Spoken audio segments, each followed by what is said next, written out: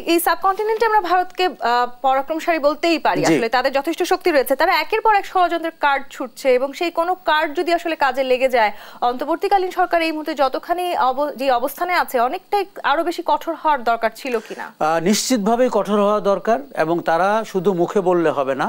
দেখুন, অন্তর্বর্তী সরকারকে আমরা ভারতের ব্যাপারে যথেষ্ট সরব দেখছি, এবং অতীতে 54 বছরে আওয়ামী লীগ তো দূরের কথা, অন্যদেরকেও আমরা দেখিনি, কিন্তু আমার কাছে এটি যথেষ্ট না। আপনি দেখুন, আমার ধারণা ভারত ঢাকা শহরে কিংবা বাংলাদেশে নাশকতার চেষ্টা করবে। এই যে ট্রেনে যে সেই দিন তিতুমিরের নামে যে আক্রমণ হলো, আপনি একবার ভাবুন তো, সেটি যদি নাশকতা হতো আমরা কিভাবে জবাব দিতাম? সরকারকে তার সর্বোচ্চ শক্তি দিয়ে এবং গোয়েন্দা তথ্য দিয়ে, আইন শৃঙ্খলা বাহিনী দিয়ে নাগরিকের জীবন নিশ্চিত করতে হবে। ভারত বাংলাদেশের বিরুদ্ধে অঘোষিত যুদ্ধ ঘোষণা করেছে, এটি যুদ্ধ অবস্থা, এবং এটি মনে রাখতে হবে যে অতীতের সেই যুদ্ধ, ট্যাঙ্ক নিয়ে ঢুকে গেল, এয়ারক্রাফট থেকে গুলি করলো, সেটি ছাড়াও আপনি বুদ্ধিবৃত্তিক যুদ্ধ হতে পারে, মিডিয়ার যুদ্ধ হতে পারে, ন্যারেটিভের যুদ্ধ হতে পারে, প্রোপাগান্ডার যুদ্ধ হতে পারে। ভারতের সাথে এটি যুদ্ধ অবস্থা। মিডিয়ার কথা বলছিলেন আপনি, বাংলাদেশের নানানভাবে সংখ্যালঘুদের নির্যাতনের ফেক যে নিউজগুলো, সেগুলো আমরা দেখছি ভারতের গণমাধ্যমগুলো ফলাও করে প্রচার করছে এবং অতিরঞ্জিতভাবে প্রচার করছে বলেও হয়তো খুব একটা ভুল বলা হবে না। এই সংখ্যালঘু নির্যাতনের কার্ড খেলতে চেয়েছিল, সেটি আমি বলতেই চাই আসলে বাংলাদেশের মানুষ হয়তো খুব দারুণভাবে ট্যাকেল দিয়েছে, কিন্তু এর পরে যে আবার এই ধরনের ঘটনা ঘটবে না সেই নিশ্চয়তাও আমরা এই মুহূর্তে পাচ্ছি না।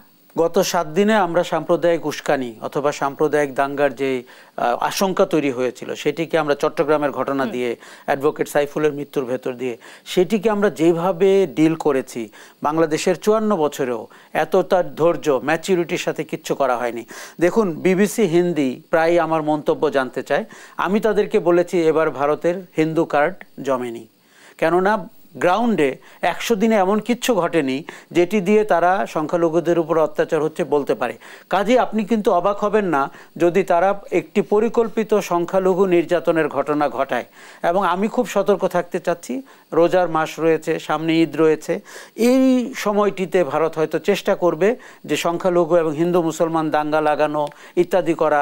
আপনি মনে রাখবেন যে হিন্দুদের নামে মুসলমান আওয়ামী লীগ সমর্থক, যুবলীগ, ছাত্রলীগ, এই যে যারা হেলমেট নিয়ে নেমেছিল, যারা হকি স্টিক বন্দুক নিয়ে নেমেছিল, তাদেরকেও আপনি দেখতে পাবেন। তারা তো সবাই নিঃসন্দেহে বাংলাদেশ ছেড়ে চলে যাননি, তার মানে তারা কোথাও না কোথাও আসলে এখনো বাংলাদেশেই বসে আছেন, এবং যে ষড়যন্ত্রগুলো আমরা একের পর এক হতে দেখছি, সেই ষড়যন্ত্রে তারাও কোনো না কোনোভাবে অংশ নিচ্ছেন, আমরা বুঝতে পারছি কিংবা পারছি না। তারা এরপরে আসলে আরো বেশি মাথাচাড়া দিয়ে উঠবেন কিনা আমাদের এই মুহূর্তেই আসলে কোনো না কোনো কঠিন দৃশ্যমান হয় এমন কোনো ব্যবস্থা নেওয়ার প্রয়োজন ছিল কিনা? একেবারেই প্রয়োজন ছিল। এবং আপনি যখন যেমন চিন্ময় কৃষ্ণ দাস, যেই আইনজীবী নিহত হয়েছেন, তাকে হত্যা করা হয়েছে, আমার ধারণা চিন্ময় কৃষ্ণকে আসামি করা দরকার, বিশ্বের কাছে প্রচার করা দরকার। উনি সাম্প্রদায়িক উস্কানি দিয়েছেন, তাকে কেউ তার অধিকার লঙ্ঘন করেনি, কিন্তু উনি বাংলাদেশ রাষ্ট্রের বিরুদ্ধে সহিংসতার ডাক দিয়েছেন।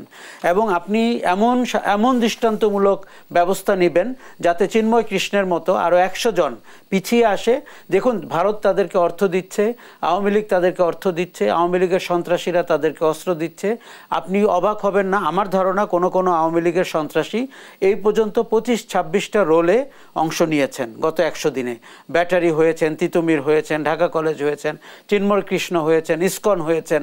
আওয়ামী লীগের মাটিতে কোনো শক্তি নাই। আওয়ামী লীগের মানুষের কাছে রাতের আধারে গুটি কয় লোক মিছিল করা ছাড়া কোনোভাবেই তারা দিনের আলোতে বেরোতে পারছেন না।